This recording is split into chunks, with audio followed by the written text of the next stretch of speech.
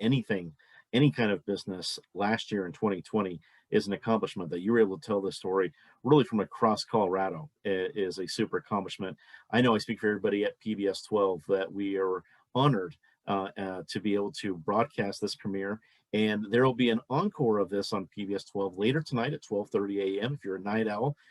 And later this month, we'll be actually telling you more dates of ways that you can watch the film, just in case you cut the last 5 minutes or want to see it again. We'll give you all those details.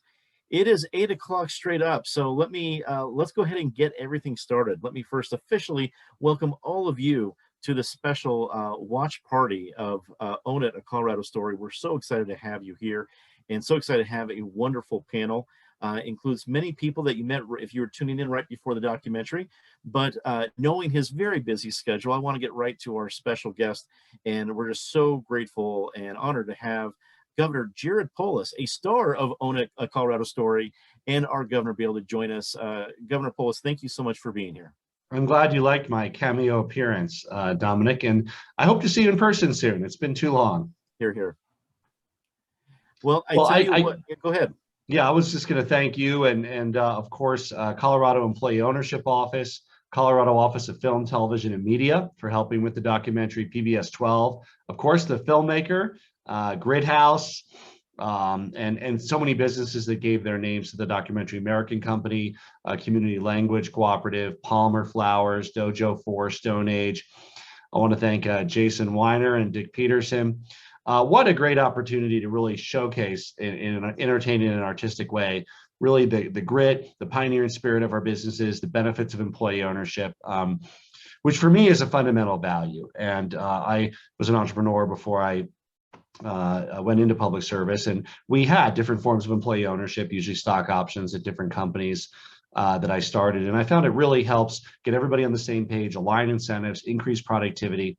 But it's also really important from an equity perspective, because we know that in Colorado and around the world, we have a lot further to go to expand business opportunities and wealth building to women, to people of color, to people with disabilities, to veterans, to people who live in rural communities. And employee ownership leads to a better representation of communities and advantages to overcome the obstacles that they face in their lives. I'm probably the only candidate for governor in any state to have launched their campaign from an employee-owned grocery store. It was Save-A-Lot grocery store in Colorado Springs. So we highlighted employee ownership, and Save-A-Lot is a great employee-owned chain of grocery stores. They have about 11 in our state, and people that started out, doing bagging as clerks have worked there 10, 15 years. They've built $300,000, $400,000, $500,000 of equity in that company, and they earned a wage, a better wage, by the way. The non-employee owned competitors paid every step of that way as well. So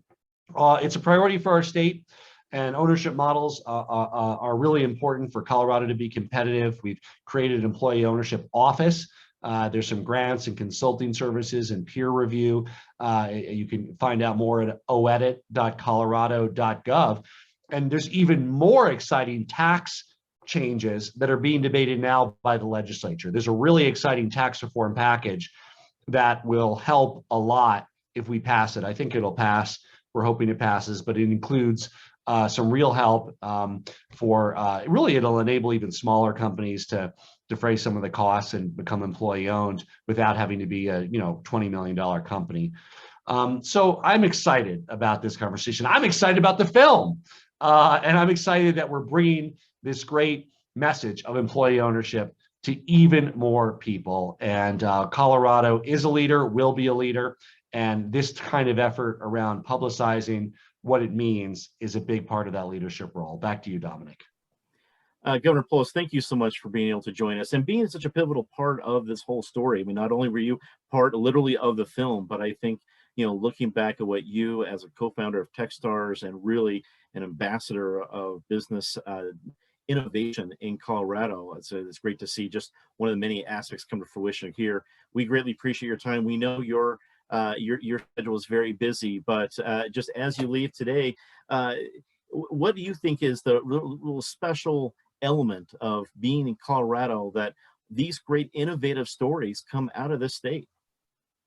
Well, we're an innovative and entrepreneurial state. And I think it's really exciting that we have so many great success stories of employee-owned companies, including those that are highlighted in the film, and many more in our state.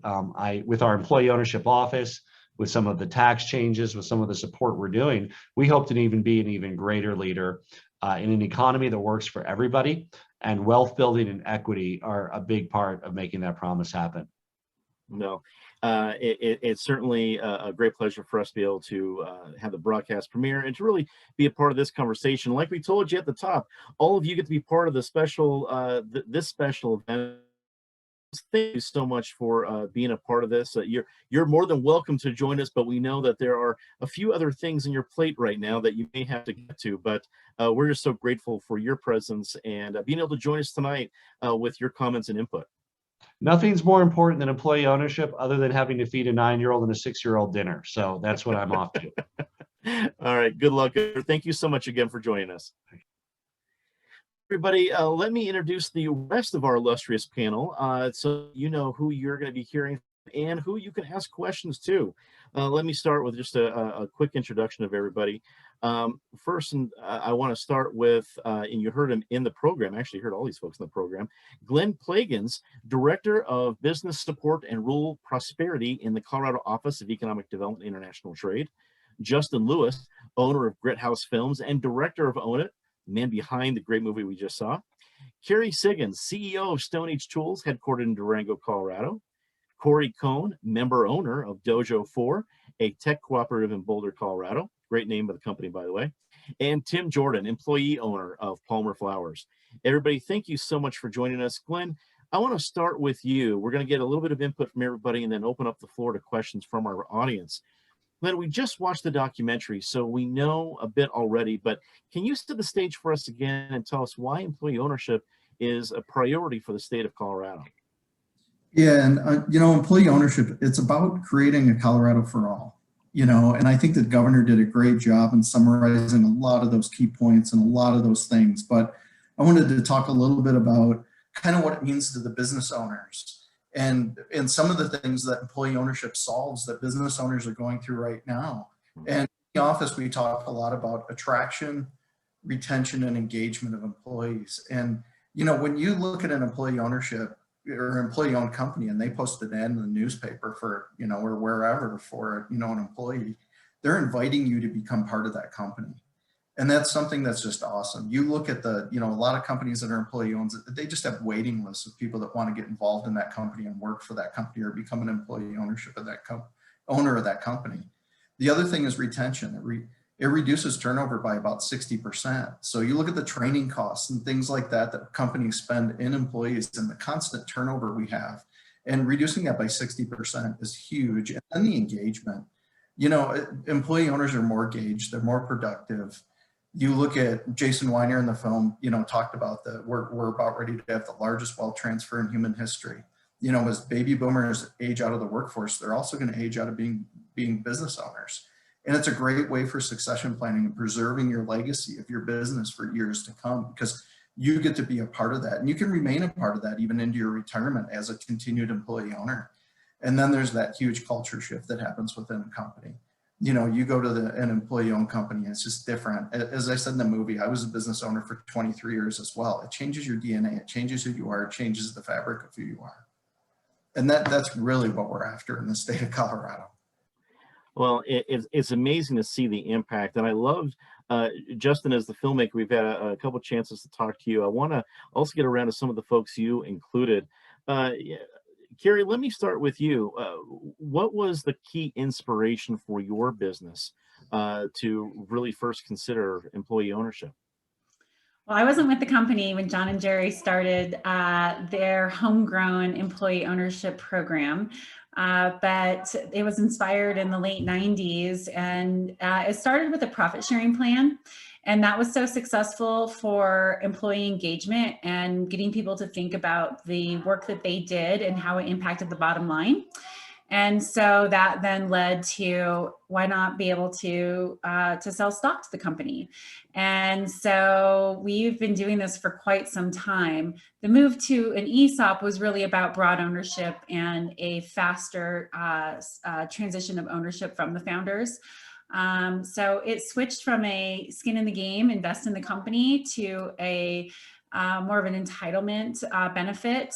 But the difference is that everybody can participate in the ESOP, whereas before it was only people who felt, safe enough to invest in the company. So that was really the motivation for transitioning from a homegrown stock plan to the ESOP. Well, that's great. And it's nice, just now you were able to cover so many different ways this is happening. It's not just one plan. Speaking of a different plan, Corey, I want to go to you next. How did it feel to see yourself in the film, your colleagues, and has it changed or has it adapted how you look at employee ownership? Yeah, it was a real pleasure to be included, and it's nice. That's something that I've always really appreciated and that I've learned about in our process of becoming a cooperative, is that there's so many different ways that you can do it. And I think this film really highlights that. And it's something that made it possible for us. So like I said in the film, like I really couldn't wrap my head around it. And I think I had some pretty, as the daughter of hippies, I had some pretty set ideas of what a cooperative was, and they weren't always positive associations for me, some good, some bad. And what I really learned along the way, a lot with Jason's help, was like, there's so many different ways you can do this. And even within the set plans, there's so many ways that you can do it. So I think the film really highlights that, and you can see like different sizes, different contexts, different industries, all those kind of things, and you can really make it be what you want. And we see that here tonight. We really do. And Tim, I want to go to you. You have a unique experience of being the successor to the previous owner. What has it been like to take on this unique company culture of employee ownership while navigating your own role as a successor? Yeah, it was definitely unique.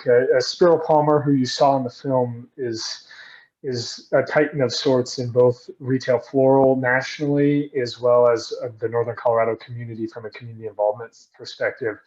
So it was, that in and of itself was a daunting task, but he's he was an amazing mentor to me. What the reason it worked is because he believed in me, and we had aligned values and vision for the organization. So I remember him very clearly telling me before I met with our first round of partners, um, you know, this business is nothing without its people, and these are the people that lead your people. So you're going to have to prove yourself to them. So he guided me, over one thing that really helped is he had the plan of, he stayed in charge as president, and I came on as vice president for 2 years, and we had a 2 year transition where he stepped further and further out of the business and became more of a mentor of in someone with a voice in my ear to help me earn their trust, and then help me start to truly manage the culture of what it meant to be an employee-owned company. So there's a lot of credit there to him. He's a visionary, and he believed in me from the start. Well, it sounds like his impact as a mentor to you and really guiding you through that process is literally paying dividends in the future for so many people. So that's great to see. Justin, we've heard from the stars of your film. Now let's go to you.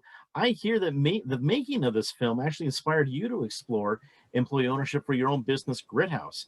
Can you talk a bit about what you saw during filming that piqued your interest? Yeah, we were already kind of talking about different ways to structure our company, and started looking towards the future of what, as we grow, what does that look like? And we've there's 4 of us, and we kind of all sort of run it as member owners already, but we haven't really put a label on it. And this allowed us to see different perspectives and different ways in which we could grow.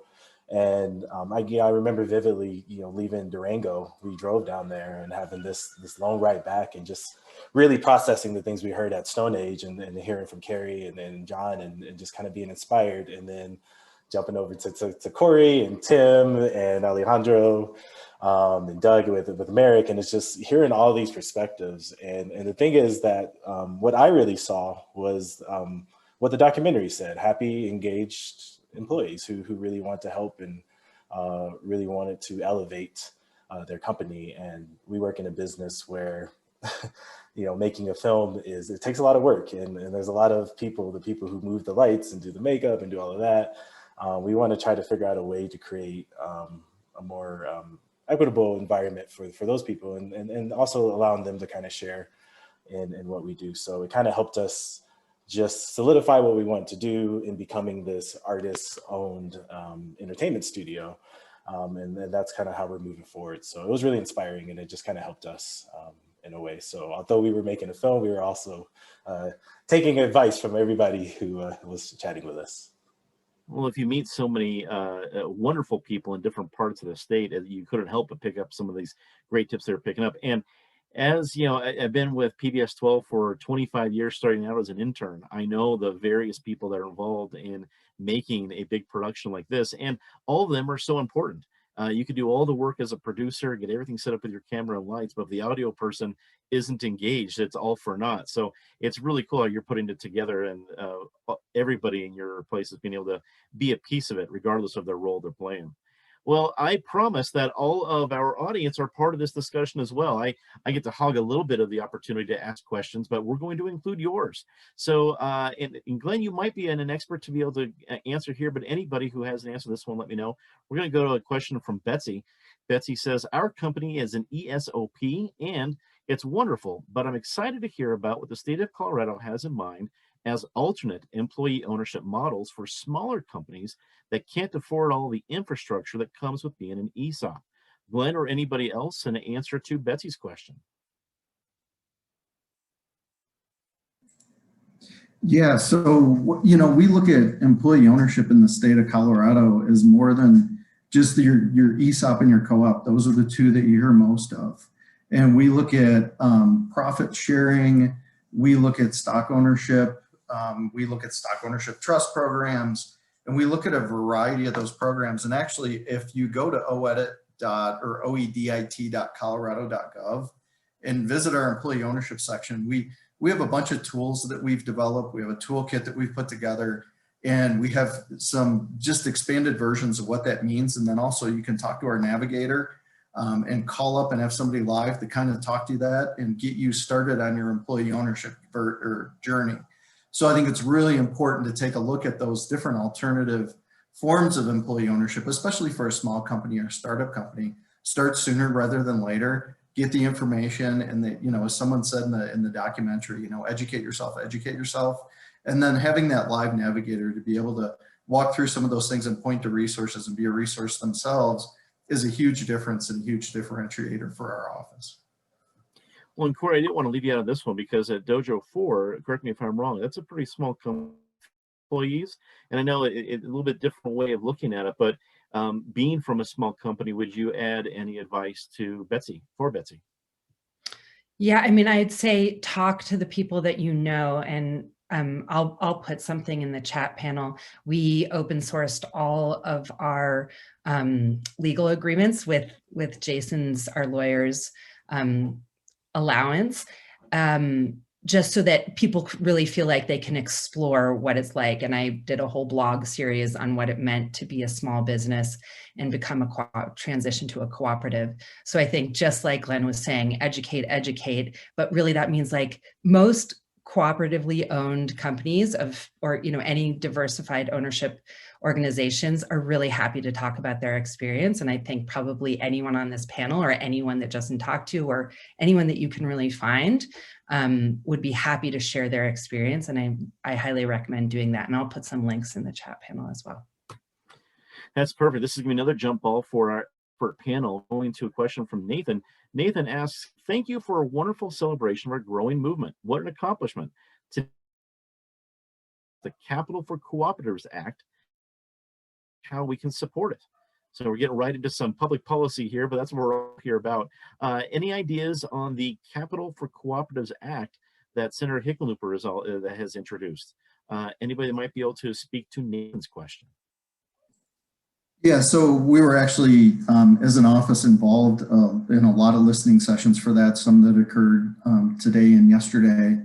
And one of the things you can do is, obviously, Senator Hickenlooper is a huge supporter of this, But, we know Senator Bennett as well, but the rest of the Colorado congressional delegation, contact them and let them know that you support this and you think it's great for the state of Colorado. This is something that's going to have to move through both chambers, obviously, and the more support, the more people we get to call and just support the legislation, the better off we're going to be in getting this passed. So it's super exciting for co-ops and the cooperative movement. So we're really excited about that legislation. I think it's great that's coming from Colorado because it feels bipartisan. There are folks from all parts of the political that see benefit in this. So, and with the way can help. So that's another question. Melanie asks, Governor Polis, thank you for helping Colorado be on the cutting edge of cooperative wealth building. In addition to the resources currently provided through OEDIT for companies interested in converting or building employee ownership, what additional resources and support is in the pipeline to help support entrepreneurs interested in joining the employee ownership world? For Melanie, who would like to give a shot at that one? So I think, again, I'm closest to the resources, and Rocky Mountain Employee Ownership Center has been in Colorado for a long time. You heard from the founder in the movie today, and I think they're a great resource. We partner with them, on a lot of programming. So definitely encourage you to just Google Rocky Mountain Employee Ownership Center, and you'll be right there at their website. They have a lot of support resources.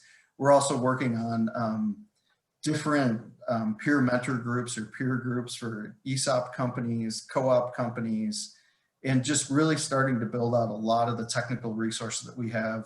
Our small business development centers, there's 15 in the state, our minority business office, they're all a part of the employee ownership movement. And I encourage you as well to just reiterate, call our navigator and get some, more information on the particular resources that might make the most sense for you at this time. And Justin, I won't put you on the spot for other resources, but I have to imagine as a filmmaker for Own It, you had a great diversity of voices, great diversity of stories. I mean, it's all different kinds of styles. It wasn't just what happened in Durango was the same thing that happened in Boulder, the same thing that happened anywhere else. You found different ways and models that are going on. How did you go about learning the different opportunities and models out there? It was a little bit of a research and a lot of help from Glenn's team. They seem to know every employee-owned company around, and they have kind of an ear to it. So it was a kind of a partnership. And then I reached out to the individuals and had a pre-conversation with them, and it was like, I would love to put you in the doc and hear your story. I love that. I think it's any good story. It comes from a lot of different input. Carrie, I also want to get you involved in. Well, this doesn't go right to the questions from the audience. I routinely, if anyone's seen me moderate, I routinely hog the opportunity to ask questions that kind of come up that I'm interested in. I wanted to ask you, how did being employee owned impact your response to the pandemic? Are you using employee ownership to improve employee engagement? This is a unique time, but something that was really called upon creativity for businesses. How are you handling it with your folks? Yeah, I think being employee owned absolutely allowed us to get through the pandemic. In fact, in many ways, we thrived, although it was very difficult. We definitely saw a decrease in sales due to the shutdowns across the industry, and it was very scary. And we had to do layoffs for the first time in our history. But we all came together just saying, the most important thing is that this company here is here for another 40 years, and we have to protect that. And I think we did everything with transparency, and we all took a cut and pay to share in the pain, right? If we're going to share in the success, we also have to share in the pain. And I think that the bounce back really was because we have such engaged employees.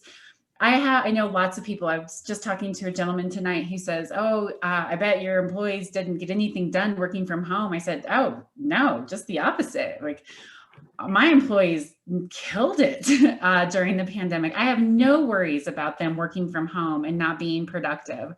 And that's because they're owners and they act like owners and they think like owners and they engage like owners. And so we saw the beginning of the recovery in the fourth quarter. And at this point, we have fully recovered. And hands down, there's no way that we would have been able to get through it if we wouldn't have had that engagement, people caring about taking care of our customers and taking care of each other, even with the fear of the unknown and the COVID fatigue that I think we all feel. I'm incredibly proud of my team. It's just remarkable what we've been able to do, especially after the hack, as we talked about it in the show. We got hacked literally 4 weeks before we shut down. And so, to be able to pull through those two types of crises and come out stronger and being a better team, a more connected team, just in a different way, I think is really remarkable. And it takes every single one of us to do that.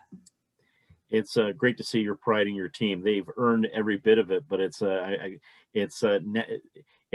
makes a lot of sense to me to see you so effusive. It's wonderful. Tim, I want to go to you and get a quick take, because we're talking about a lot of different kinds of businesses here. Business, and to have this kind of a model in a retail business has to offer unique challenges, unique benefits. But what do you think, being with retail as a retail business model and employee as part of this, what are the unique elements we need to know about that? Yeah, I think the way retail has transitioned over the past couple of years, it's now an experience and it's now far more service based. I mean, I don't care what it is that you're selling. So that point of purchase is so mission critical. And now it's not just me and my wife, or me, my wife, and Michelle Adams, who you saw in the film, keeping an eye on that experience. Now there's 11 of us, at all times. There's somebody in every one of our shops at almost any given time who is an employee owner, who is watching out for that experience, is watching out for the retail success of our customers, and in turn of our team, right? And the culture, because retail can be very stressful, and our retail can be very stressful, especially Valentine's and Mother's Day, if you guys have ever shopped for flowers around those times. So trying to hold the team's morale up and to provide a positive place for people to come to work when there are stressful times. We have gotten so much better at it. We are getting better at it every single day that we've been employee owned. That's probably the biggest difference in our business. And yeah, it's invaluable. We're so much better at it because of that. It makes sense. And I had a former coworker who started her career at doing flowers, and she mentioned that, yeah, Valentine's Day and Mother's Day has a very different meaning for her. Anyone in the flower industry knows that. So that's well said. Let's get back from our audience. Let's go to Nathan, professor at C. I believe discussions about how we at the university can employee ownership in our state. What can the university do? Anybody have ideas or input for Nathan's question? And then Carrie might want to hop in here a little bit, but being a member of the Employee Ownership Commission, this is something we started to work on before the pandemic. And we were working, building this film and doing a lot of work behind the scenes during the pandemic, but we had to switch a lot of our focus towards recovery efforts. And one of the things that we have on the Employee Ownership Commission is a committee around education. And, I would encourage you to reach out to our office. I'd love to talk to you, Nathan, about it, but building it into your curriculums, building it into, that mindset of the students as they come through the universities and the colleges.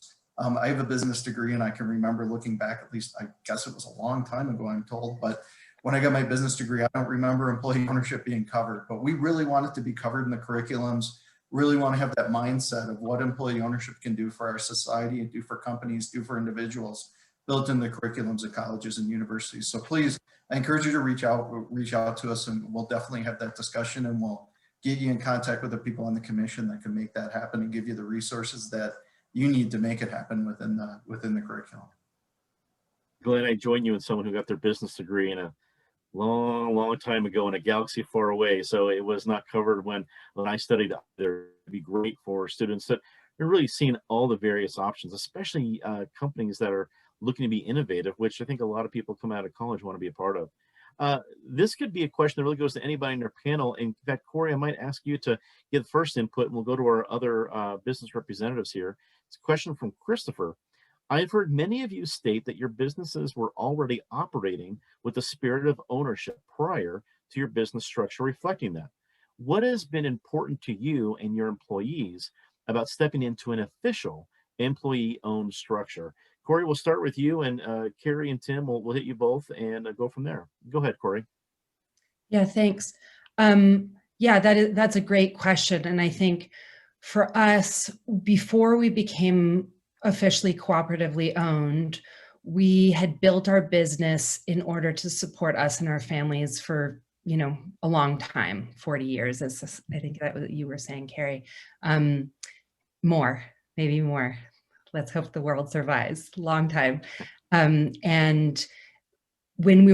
before we actually diversified ownership officially, that was just more an attitude.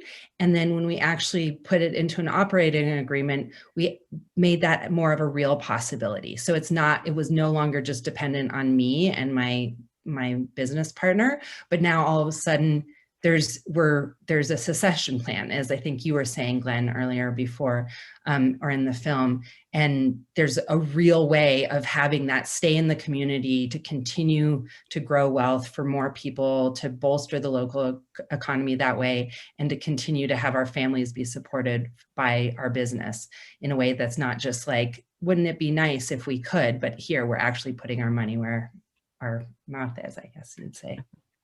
That's a great way to put it. Carrie, I know you had a little bit of different arrival between when it was official or not, but what most important thing now that it's officially part of it versus just a cultural way to look? Yeah, I think it's still education. A lot of people don't understand what employee ownership means. In fact, when we're recruiting people and we talk about the ESOP, a lot of times I think either people think, yeah, I don't get it, and so it's not important to me, or yeah, this is too good to be true, so it must not be true. And so there's a lot of education that has to happen, and communicating. That's why we created the Own It mindset that we talked about in the video. And that is about the Own It mindset is really about the behaviors and attributes that you need to possess to be successful at Stone Age in this ownership model. And so really having a clear set of principles that we communicate, we train to, we talk to, we recruit to has been really important to help us get that engagement and buy-in from new people coming on board. A lot of the people who've been with us for 10, 15, 20, 25 years get it. It's really bringing on our new talent that we have to educate and bring into the fold. And that's why we've created the Own It mindset. And that has been incredibly helpful in helping educate people and getting alignment throughout the company. And Tim, let's go to you. And this is beyond just motivational posters on a wall for a business. This is actually making it official. What's the important thing that you saw as a difference from just a culture to actually making it official? Yeah, from my perspective and from the business perspective, I think we get different perspectives in that when we are analyzing whatever small, medium-sized, or big topic that's on the table, we get a multi-level, multi-generational, multi-faceted perspective on how and what the right decision is for our business. I see change in the individuals in their confidence and engagement. So when it becomes official for them, they get more information, they get more confidence, they engage more. I was in a meeting today that included a variety of people that had two of our most recent employee owners, and they ran the meeting. I usually have to run the meetings. They're so engaged in the topic that they have the ideas. They want my feedback on them, or the group's feedback, but that's a beautiful thing. So I think that we see that confidence and that engagement over and over again from those people. There's something special there, Tim, being able to kind of to be able to hand off a meeting to somebody, because it's trust that you have in them, but also trust that they can just take it from there, because you're leading a meeting. Some lead them all the time, because there's a responsibility to your coworkers there, and that your coworkers were, yeah, tag me in, let's do this, not a problem. So that's great to see. Justin, I want to loop you back in, because we talked about this, I think, in Carrie's comments, that this can get pretty complicated. You don't need a business degree to understand this, but it helps. And even then, it may not have been mentioned. How did you really be able to find, not just find the stories, whether it be from Durango or Boulder, all around the state, but then tell it in a way that folks can understand? Because I walked away totally understanding what you were saying, but as a fellow person who has a little bit of production background, I was really who could make something that pretty complicated into something that was pretty digestible. How'd you go about that? Well, I think that was the challenge that we tasked ourselves at Gridhouse to, like, how do we tell this in a digestible way? And one thing I will just echo what they all said is it's about the education piece, asking questions. I asked, I think I asked every one of our panelists about their business structure and to explain it. And there's some cutting room floor bits that where we do kind of get into more of an explanation of it. But I think at the end of the day, it was this doc was really just about showing the cultural benefits and showing what the employees were kind of feeling. And my goal is that if you walk away inspired by this, or you walk away, ready to pull the trigger, you reach out to the links that are in the chat and reaching out to Glenn and going from there. So it really is just about education. It's being willing to listen and take advice and just see how others have done it in the past. And a wacky idea just occurred to me, and as many of my coworkers would tell you, they don't even come out half-baked. So I will warn you ahead of time, Justin. But we had a question before from Nathan, who was asking on behalf of CU, what can schools do?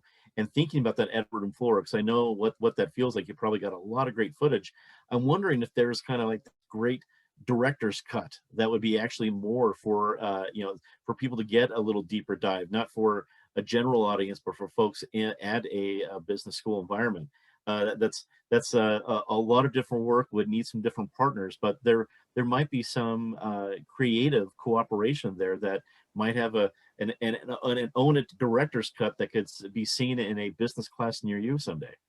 Yeah, and I think in general, just using the arts, film, or whether it's graphic design or whatever, to help kind of implement some of these ideas and educate people, I think is always is a good idea. So hopefully more, as this movement kind of grows, we'll have more opportunities to incorporate some of the creative arts inside of it. So yeah, great idea.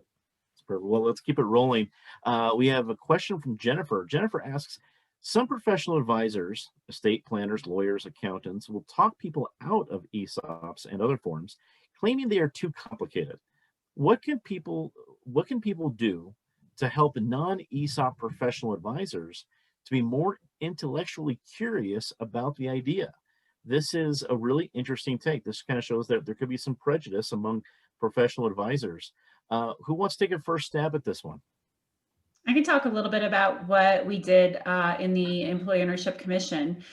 So we've had this conversation extensively, and we realized that the biggest barrier to transition to employee ownership is that first conversation.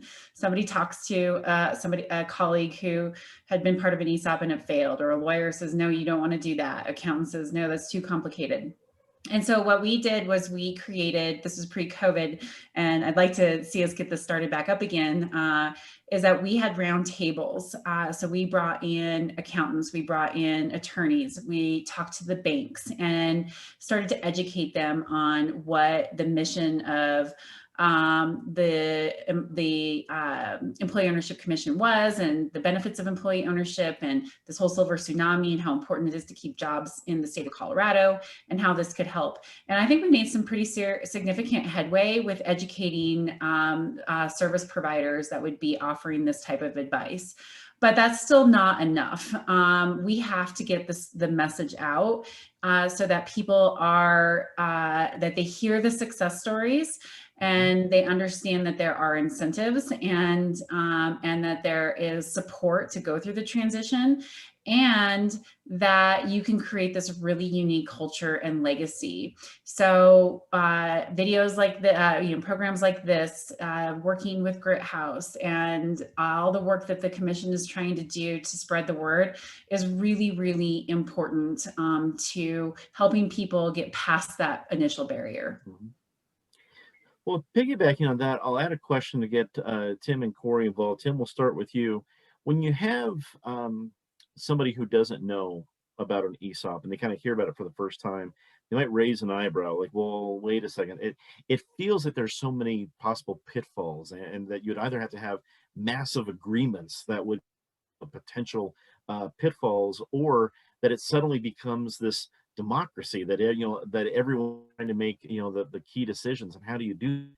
I'm confident that's not the case, but I can see some of those prejudices like we've seen with professional advisors, so people who don't know about it. When you encounter people who are at the very least skeptical, what are some of the first things you bring up to them as, hey, here's the evidence of why this works. This isn't just being nice. This is good business. Yeah, I think the most critical thing is I'm listening to everyone talk, and coursing a lot of it, but it's a multifaceted benefit. You get it, not just the cultural benefits, not just the operational benefits of having owners all over or owner-minded people all over your business, but we saw the statistics. Employee-owned companies thrive more often than not. They thrive more frequently than privately owned companies. So I think trying to give them the whole picture, is the best approach. When it comes to decision making, that is a question that comes up a lot. And I think the best way to describe it is you still have to have a decision making structure, just like you were a privately owned company. And that looks different I'm guessing, the three of us on here probably have three completely different decision making structures, but there is still a decision making structure, variety of be it partial or full employee ownership gives you the option to have more input, but there still has to be some type of structure in place. Corey, when you come across somebody where this is brand new, and they may look at you just, I don't know what this means, but it sounds a little crazy, and they're skeptical. What are some of the first things you mention to them that would assist them in dispelling the skepticism? Yeah, I actually don't get that much skepticism so often as just confusion, but sometimes those are two sides of the same coin. And, what does that actually mean? Does that mean that, like I'm the CEO of the company and people say, well, so are you, like, do I talk to you, or like who makes the calls here? And, a little bit like what Tim was saying and what I alluded to in the film is that you can make it how you want to make it. So for instance, like I was saying in the film, that the people that we included in ownership, once we transitioned to being a cooperative, they did not want to make day-to-day decisions. They would have owned their own businesses on their own beforehand if they had wanted to do that. And so they really, part of the caveat of them joining as member owners was like, I don't want to be part of committees. I don't want to be part of like group think, decision-making kind of things. And so we really retained a lot of the decision-making structure that we had before we transitioned to cooperative structure, with, some really key differences around making decisions around some really big picture stuff, but the day-to-day stuff, they don't, they have to make enough day-to-day decisions in their own lives. So we really kept it that way. And so when I get sort of confusion, I explain that It might look different at different companies. At our company, this is what it looks like. But then there's also this kind of like, we do client services, right? So I get that question a lot from clients, and we're building, you know, big, expensive software projects for them. And they have a lot of nervousness of like, okay, and you're a co-op, like I want like a professional company to build me software, not like, you know, whatever their conception is of a cooperative. And I say, well, this is, you know, this is actually what I think of as a real advantage, which is that everything they do, they are fully invested in. So it's not something that they kind of just like, you know, put in their time card and sort of think like, oh, whatever, if this project goes well, then it's good for them, in a way that is only true for owners of a company. And if the project goes badly, well, then that reflects on them as owners as well. So there's a lot invested. There's a lot at stake for cooperative when you're working with a cooperative membership. And we think of it as a real advantage. And so far, we've gotten the feedback from every single one of our clients. They found it significantly and like tangibly different than working with another company. That is really cool. You hear about these different things and the start confusing, but then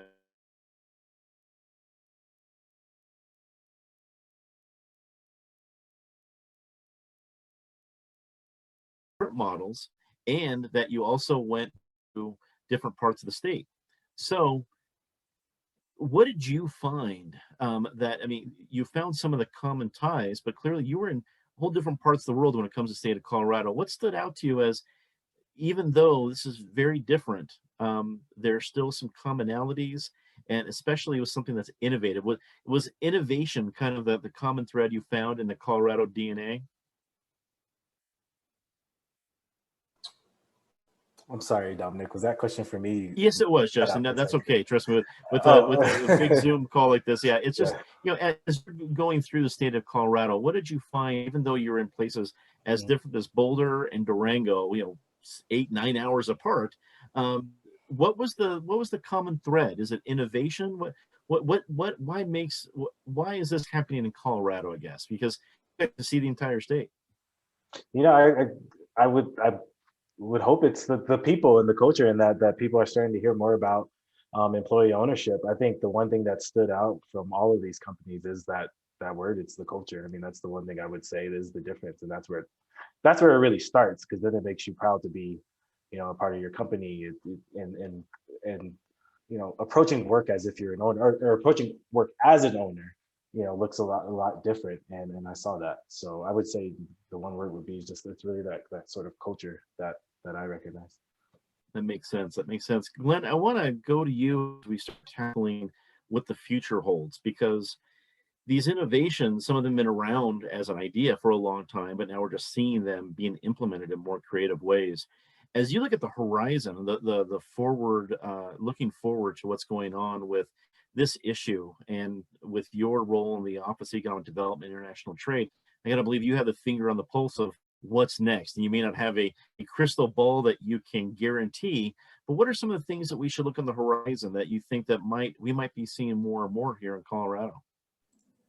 So at the state as well as the federal level, you see a lot of movement in this space for a lot of reasons that have been pointed out in the movie. You know, this is about that wealth transfer, and that creating a society for all, and really about engaging. There's some things at the office right now that we're looking at. We're probably not ready to talk about them yet. Carrie's part of the conversations as the Employee Ownership Commission and things of that nature. But in the short-term horizon, it's going to be about a lot of policy to support employee ownership, and a lot of changes and some of the tax code to do that. And then the other thing that we're looking at is the access to capital issues. There's a lot of issues when you look at employee ownership, you know, structures, and you attract capital, and you've got, you know, one owner that borrows money from a bank. Well, now you've got 10 owners borrowing money from a bank, and that looks different to a bank. So we're overcoming a lot of those obstacles. And we really see a lot of what we do is removing those barriers. That's why, you know, the governor went ahead and put the commission together, is to remove the barriers to employee ownership. the long term, what I really look, and what we've talked at the staff level and really at the employee ownership, commission level is, imagine that coffee shop conversation of 4 or 5 people, and they're talking about their vocation, they're talking about their job.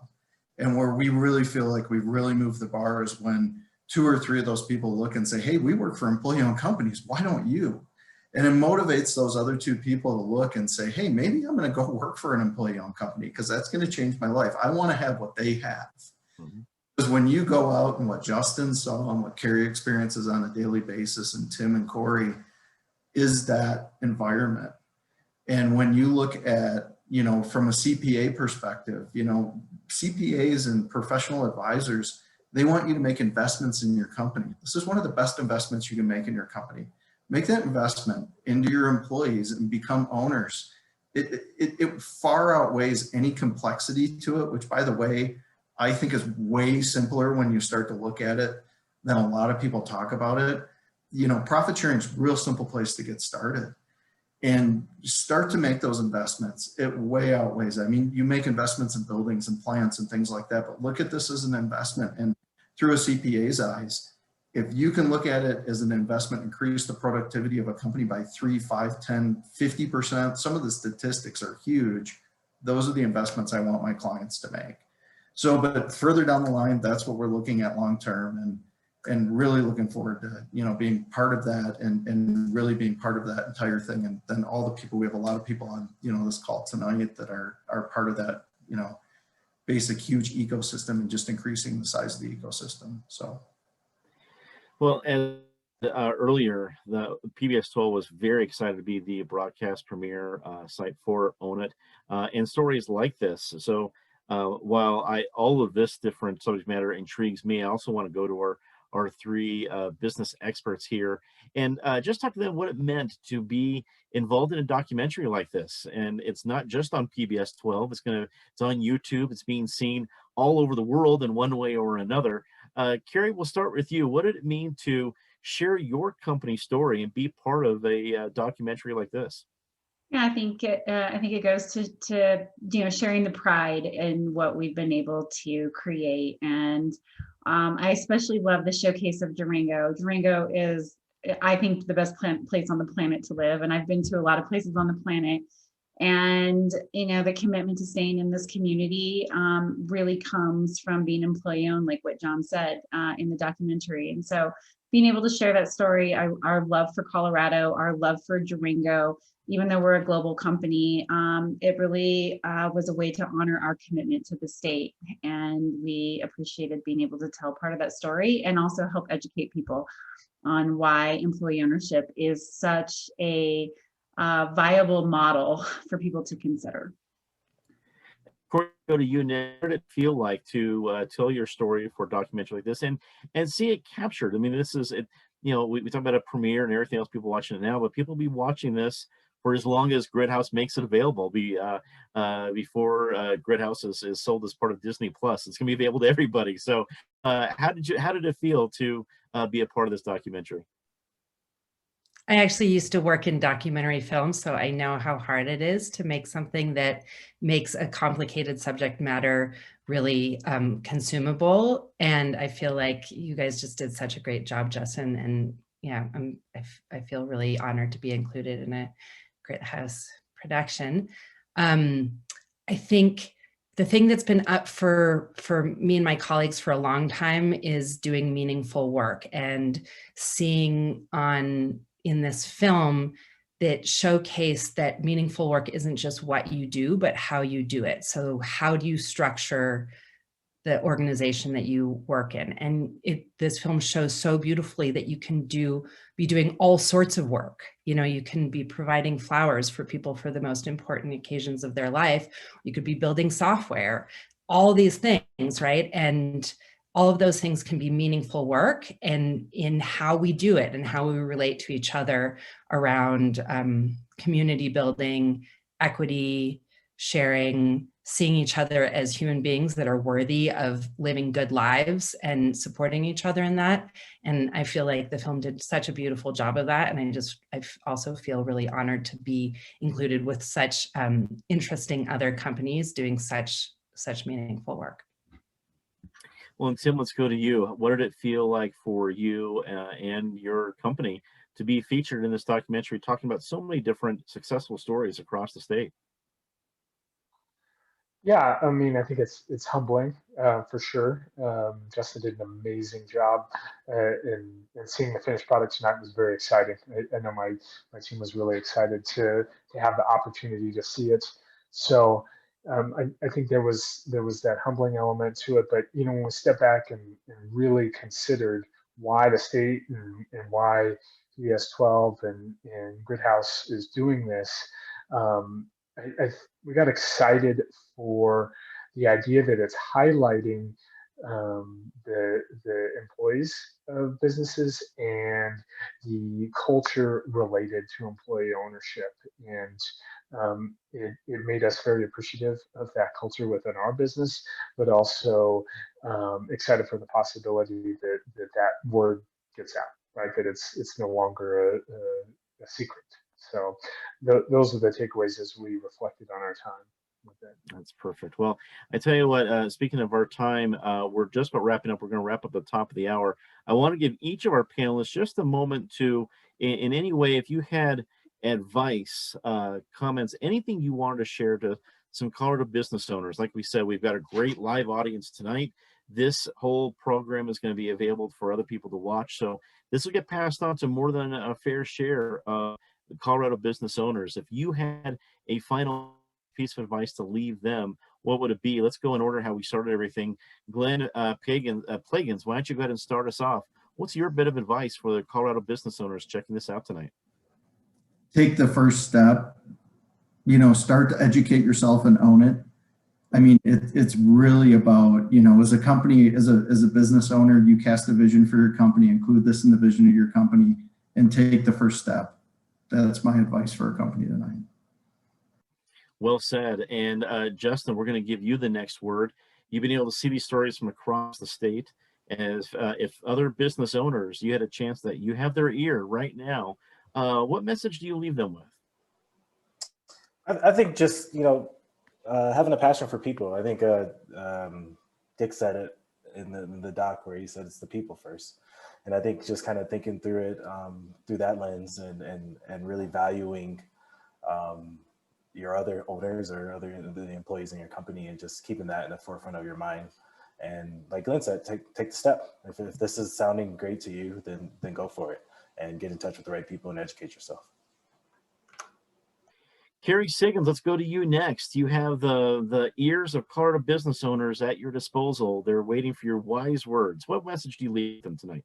So I agree with Glenn and Justin. So I would say, I would add to that and say, we business leaders really need to challenge the way that we look at leadership, and we have to take responsibility to solve some of the world's biggest challenges, and income inequality is a huge one.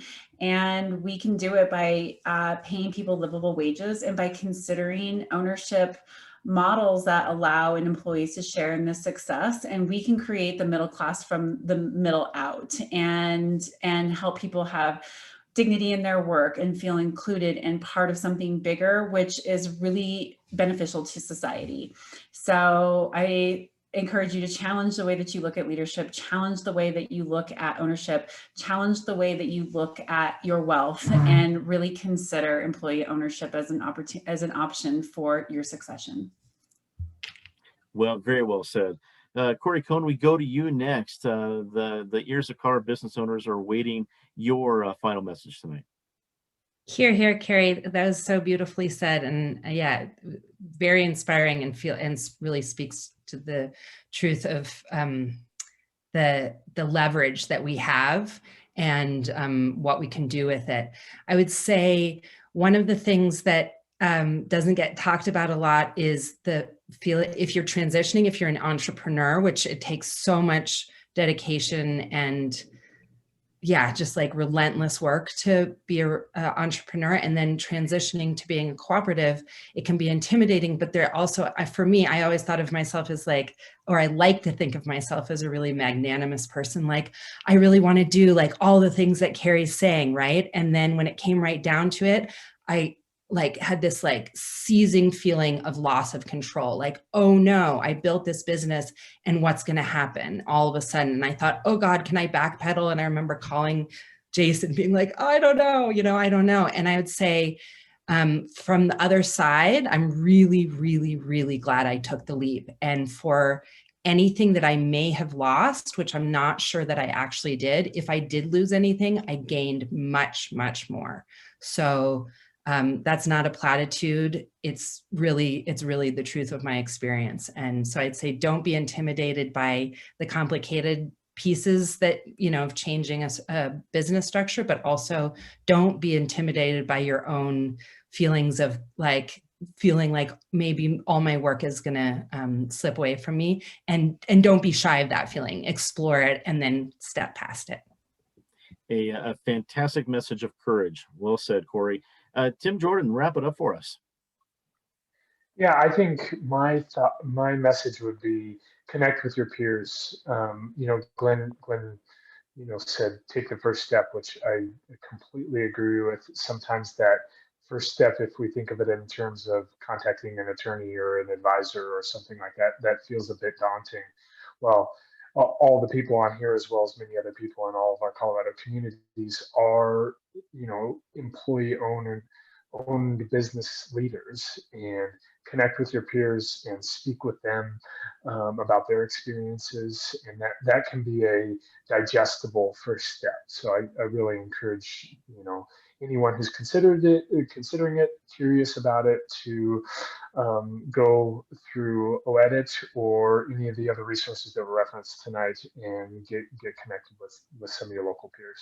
On that note, we have started a peer networking group, so through the commission. So there's an ESOP peer networking group, and you can find it on the website that Grace has posted, and we're starting one for co-ops here shortly too. So we've done just exactly what Tim suggested. So if you're interested in joining that peer network or know somebody who is, please have them contact us. We have a great program that's starting to do just that. That is fantastic. I got to tell you how privileged I feel of being able to be with all of you at this session. Thank you so much. I want to thank all of our wonderful panelists tonight. Glenn Plagans, Director of Business Support and Rural Prosperity in the Colorado Office of Economic Development and International Trade. Justin Lewis, owner of Grit House Films and Director of Own It. Carrie Siggins, CEO of Stone Age Tools, headquartered in Durango. Corey Cohn, member owner of Dojo 4, a tech cooperative in Boulder. And Tim Jordan, employee owner of Palmer Flowers. It's been such a privilege to have all of you on tonight. Thank you and all our audience of contributing so many questions. You, someone who wants to watch the documentary but missed it, there are encore presentations, like I mentioned, right on PBS 12 tonight at 12:30 a.m. if you're a night owl, and this Sunday at 4:30 p.m. on PBS 12. If you have any questions about employee ownership or want to explore it for your own business, contact Colorado's OED office. It is coloradoeo@state.co.us. And you can, of course, connect with PBS 12 on social media. You'll be able to see us on Facebook, Twitter, Instagram. We are just so excited and felt very privileged to be a part of this with all these great panelists and all of you being a part of this program. For everybody here with the Colorado Office of Economic Development and International Trade, and all of our wonderful panelists and our great participants, everyone who watched and offered questions tonight. I am Dominic Dezzutti of PBS 12. Thank you so much for watching. Have a great rest of your day. Thanks, everybody. See you, everybody. Have a good night. Thanks everyone. Nice job, You. Dominic. And thanks for Thank you. hosting us so nicely, Dominic. You did a great Really job. helpful. Great job, Dominic. Really great. My Thanks. pleasure.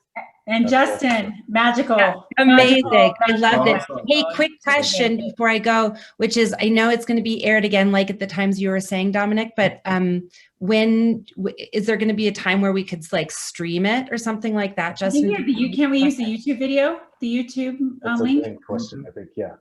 Yeah. Here, I'll put it in the chat room. Hi. I'll put it in the in the chat real quick here. Yeah, just reappearing to let you know we're going to put the recording on the OEdit YouTube channel tomorrow afternoon same time. Okay. Perfect. Awesome. So helpful. Cool. Awesome. What a privilege to be on with you guys. Thanks so much. Have a good night. Yeah, It everybody was have a my good night. pleasure. Thank you Thank so you for much. everything, everybody. This was everybody. really a lot of fun. Have a good Take one. care. All right. Bye. Have a great night.